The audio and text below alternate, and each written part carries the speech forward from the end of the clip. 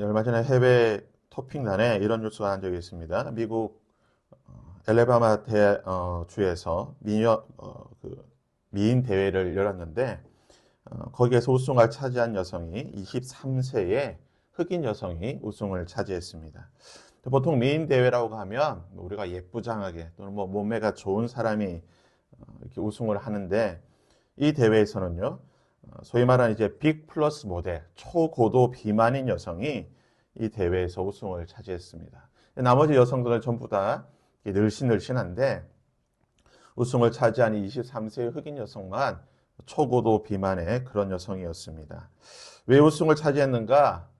그 대회 주최 측에서는 우리는 미의 기준이 외모가 아니라 내면의 미를 강조했다라고 해서 이 여성을 우승시켰다고 합니다. 하지만 우리가 동서고금을 막론하고 보편적으로 우리가 미인의 기준, 예쁘장하게 생기고 외모가 보기에 좋으면 우리가 보통 미인이다라고 이야기를 하게 됩니다. 오늘 본문의 말씀은 창세기의 여러 난해주, 해석을 하기에 좀 곤란한 본문 중에 하나입니다. 야곱은 외삼촌 라반의 집에 도착을 하게 되고 이제 그곳에서 거주하게 되는데 그가 라반과 함께 지낼 때에 그냥 무전취식, 백수로 지낸 것이 아니라 라반의 집에서 정당한 노동의 대가를 지불하고 지내게 됩니다. 야곱이 라반의 집에 왔을 때에는 40세입니다. 즉 야곱이 이제 결혼할 그 결혼 정년기가 되었던 것입니다. 그리고 라반에게는 두 딸, 첫째는 레아고 둘째는 라헬이라고 하는 두 딸이 있었습니다. 성경은 이들의 외모에 대해서 이렇게 평가를 하는데요. 16절과 17절에 보면 라반에게 두 딸이 있으니 언니의 이름은 레아요 아우의 이름은 라헬이라 레아는 시력이 약하고 라헬은 곱고 아리따우니라고 말하고 있습니다. 레아의 시력은 약하고 라헬은 곱고 아름다웠다. 예전 성경에는 알력이 좋지 못했다, 알력이 약했다라고 번역을 하는데요. 레아는 시력이 좋지 않다라고 말을 하고 라헬은 곱고 아리따웠다, 아름다웠다라고 표현을 하고 있습니다. 그래서 전통적인 해석은 레아의 시력이 좋지 못했다, 눈이 좋지 않았다라고 표현을 하게 되고 라헬은 정말 예뻤다라고 이렇게 우리가 해석을 하게 되는데요. 원문을 살펴보면 그 의미를 조금 더 우리가 자세히 알 수가 있습니다. 원문에는 레아의 시력이 좋지 못했다라는 본문을 그가 눈을 얇게 떴다, 눈이 얇았다라는 뜻으로도 해석이 가능합니다. 그리고 라헬은 외모가 곱고 아리따웠다라는 이 본문을 라헬은 몸매가 좋았다, 즉 그녀는 남자들이 좋아할 그런 외모를 가지고 있었다라고 번역을 할 수가 있습니다. 이 당시에 고대의 의상을 우리가 알 수는 없지만 오늘날 대부분의 중동의 의상은 이 히잡이라고 하는 것을, 그의 외모를 가리는, 머리와 얼굴을 가리는 그런 히잡이라는 것을 쓰게 됩니다. 이 히잡을 쓰게 되면 보이는 곳이 눈만 보이게 되죠. 이 고대 사회에서는 이 외간 남자에게 얼굴 전체를 보여주지 않는 것이 문화였던 것입니다.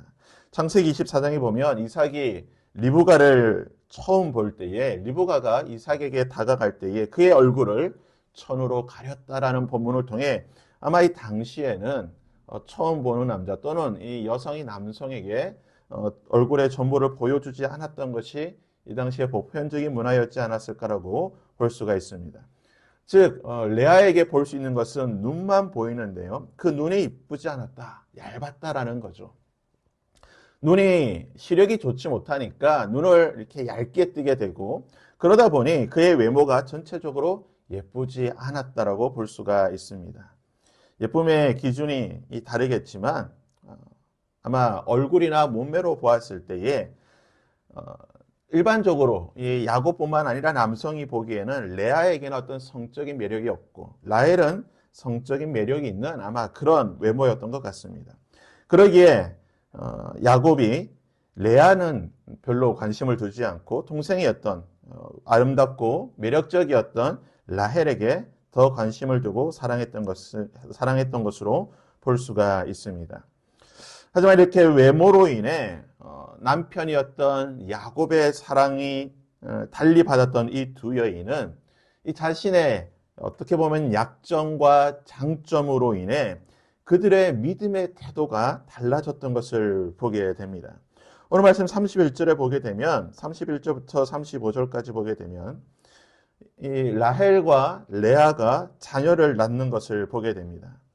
그런데 레아는 야곱에게서 4명의 아들을 연달아 낳게 되고 라헬은 아들을 낳지 못했던 것을 보게 됩니다.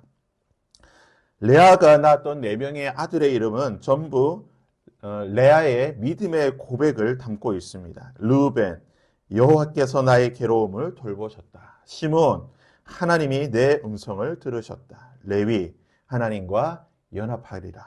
유다, 내가 하나님을 찬양하리라. 레아는 외모가 동생보다 이쁘지 못하고 남편의 사랑을 받지 못했지만 그러나 그녀는 더 하나님을 믿고 신뢰하고 하나님의 더 큰 은혜를 사모하게 되고 그리고 하나님의 사랑과 은혜를 경험하게 되자 자신의 믿음의 고백으로 자신의 아들들의 이름을 짓게 됩니다. 이에 반해 라헬은 어떻습니까? 우리가 이제 30장부터 살펴보겠지만 라헬은 요셉을 낳기 전까지 10수년 동안 아들을 낳지 못합니다. 그리고 자신의 여종이었던 비라를 통해 두 아들을 낳게 되는데 그 이름이 무엇입니까? 단, 내가 이제 원통함을 풀었다. 납달리, 내가 언니와 크게 경쟁하리라. 철저하게 하나님을 고백하는, 믿고 고백하는 그러한 이름이 아니라 자신의 삶에 어떤 원통함을 담아내는 그런 이름들을 고백했던 것입니다. 아마 우리의 삶이 어떤 삶일까 생각하게 되면 아마 우리는 대부분 레아와 같은 그런 자들일 것입니다. 우리에게는 잘난 것보다 못난 것이 더 많습니다. 이 세상에 우리보다 잘난 사람 얼마나 더 많습니까? 우리보다 뛰어난 사람 얼마나 많습니까? 능력과 지혜와 또는 지식과 어떤 삶의 어떤 형편과 모든 것이 우리보다 더 뛰어나고 좋은 사람은 얼마든지 많습니다. 그렇다면 우리는 그들보다 가지지 못한 것, 못난 것, 이런 것으로 불평하고 원망해야 될까요? 그렇지 않습니다. 우리는 레아처럼 오히려 그것을 통해 우리에게 주시는 하나님의 은혜를 기대하고 하나님을 찬양하며 하나님을 더 사랑하고 만족하는 삶을 살아야 될 줄 믿습니다.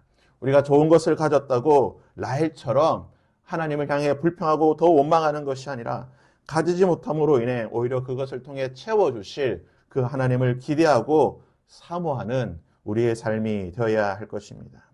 바라기는 오늘 하루 우리가 이러한 기도로 또 이러한 마음으로 하루를 살기를 원합니다. 하나님, 비록 우리가 더 뛰어나고 더 탁월하지 못한다 할지라도 하나님 우리가 이것으로 더 하나님을 찬양하고 감사하고 기대하는 이러한 나의 모습을 통해 역사하실 하나님을 기대하는 하루가 되기를 원합니다. 우리가 이 시간 그러한 마음으로 함께 이 찬양으로 고백하며 기도하며 나아가도록 하겠습니다.